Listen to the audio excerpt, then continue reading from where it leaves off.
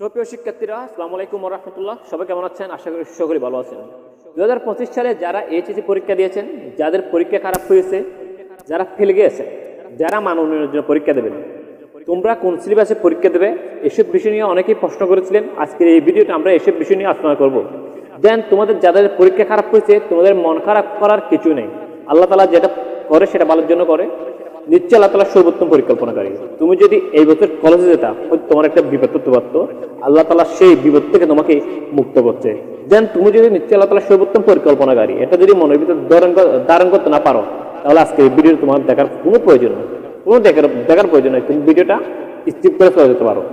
ব্যর্থতা আসবেই। শিক্ষার প্রথম ধাপ হলো ব্যর্থ হওয়া। ওষুধ খাওয়া মানে পরাজয় নয়।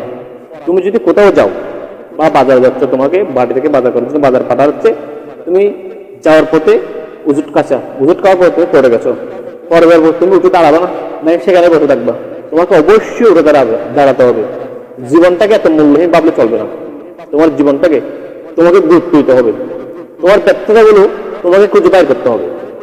দেন তুমি যদি আমাকে একটা 5 মিনিট ধরে রাখতে বলো, আমি তাহলে একটা 5 মিনিট ধরে রাখতে পারবো। তুমি যদি আমাকে 1 ঘন্টা ধরে রাখতে বলো, তাহলে আমার একটু ব্যথা হবে। তুমি যদি আমাকে একদিন ধরে রাখতে বলো, তাহলে আমার প্রচুর ব্যথা হবে। ঠিক তদ্রুপ তুমি তোমার ব্যর্থতাগুলো, যত মনের মধ্যে তোমার কষ্টগুলো মনের মধ্যে ধারণ করে রাখবা, তত তোমার কষ্ট বাড়তে থাকবে। কষ্টগুলো তোমার কমবে না। তোমাদের কোনো টেনশন করতে হবে না, শুধু তোমাদের কিন্তু পরিশ্রম করতে হবে। মানুষ যেটা চেষ্টা করে সেটাই পাই। যদি তুমি চেষ্টা না করো, তাহলে তুমি সেটা পাবে না। তুমি ব্যর্থ হওয়ার পরে আমি আর পারবো না, আমার দ্বারা হবে না, তুমি কিন্তু সেটা কখনো পাবে না। তোমাকে এটা মনের মধ্যে ধারণ করতে হবে, নিশ্চয় আমি পারবো, আমাকে পারতেই হবে। এটার মধ্যে তোমাকে ধারণ করতে হবে। মানুষের সবচেয়ে বড় সূত্র হচ্ছে মানুষের বই পেলে চলবে না। আর সফলতার প্রথম সূত্র হচ্ছে তোমাকে আমি পারবো, আমাকে পারতেই হবে, এই বিষয়টা মনের মধ্যে ধারণ করা। দেন তোমাদের যাদের পরীক্ষা খারাপ হয়েছে, তোমাদের সাহায্য করার জন্য আমি আছি।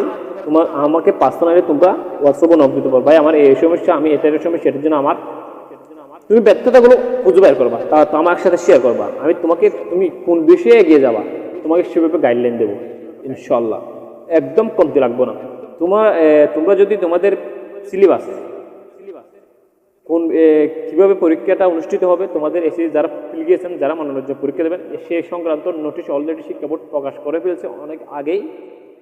তোমরা যারা এখনো নোটিশটা দেখো নাই, নোটিশটা দেখো না, আমি তোমাদেরকে নোটিশটা আরেকবার পড়ে শোনাচ্ছি। এই নোটিশটা প্রকাশ করা হয়েছে 26 তারিখ 8 মাস, অর্থাৎ অনেক আগে প্রকাশ করা হয়েছে। আমি অনেক পরে ভিডিও করছি, তার জন্য আমি দুঃখিত। এবং এখানে হচ্ছে 1 নম্বরটা হচ্ছে তোমাদের প্রয়োজন নেই, কেননা 1 নম্বর হচ্ছে যারা 26 সালে নতুন করে পরীক্ষা দেবে, এই নোটিশটা তাদের জন্য। দেন দ্বিতীয়টা তোমাদের জন্য, যারা 25 সালে পরীক্ষা দিয়ে ফেল করছো, তোমাদের জন্য। এখানে বলা হয়েছে যে সকল শিক্ষার্থী 2026 সালে এইচএসসি ও সমমান পরীক্ষায় অনিয়মিত বলতে যারা পরীক্ষায় অংশগ্রহণ করে ফেল করছো, তাদেরকে বোঝানো হয়েছে। আর মনোনয়ন বলতে যারা মান উন্নয়নের জন্য পরীক্ষা দেবে, অর্থাৎ তুমি যদি একটা সাবজেক্টে 3 পয়েন্ট পাও, সেটা তুমি 4 পয়েন্ট করার জন্য পরীক্ষা দেবে, তাকে বলে মনোনয়ন। পরীক্ষার্থী হিসাবে অংশগ্রহণ করবে তারা 2025 সালে এইচএসসি পরীক্ষার পাঠ্যসূচি পূর্ণাঙ্গ সিলেবাস অনুযায়ী পরীক্ষায় অংশগ্রহণ করবে। সুট ভাইয়া ভেরি সেট, খুবই দুঃখ না, এখানে 2টা সিলেবাসের কথা বলা হয়েছে। অর্থাৎ 2026 সালে যারা নতুন করে পরীক্ষা দেবে, তাদের জন্য আলাদা প্রশ্ন হবে। দেন 2025 সালে যারা পরীক্ষা দেবে, তাদের জন্য আলাদা প্রশ্ন হবে। আগে যদি পরীক্ষা ফেল করতো, একই সিলেবাসে পরীক্ষা হতো, কিন্তু এখন বলা হচ্ছে 2টা নিয়মে পরীক্ষা হবে, অর্থাৎ তোমাদের জন্য আলাদা প্রশ্ন করা হবে। এটা খুবই দুঃখজনক। বোর্ডের কি ভুল আছে সেদিকে তাকিয়ে লাভ নাই।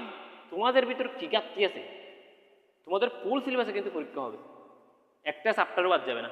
তোমাদের ভিতরে কি ঘাটতি আছে সেটা খুঁজে বের করে তোমাদেরকে সামনের দিকে এগিয়ে যেতে হবে। দেন তোমাদের জন্য শুভকামনা রইল। তোমরা যারা এখন আমাদের চ্যানেলটি সাবস্ক্রাইব করো নাই, চ্যানেলটি সাবস্ক্রাইব করে পাশে থাকবে। ধন্যবাদ সবাইকে। আসসালামু আলাইকুম ওয়া রাহমাতুল্লাহ।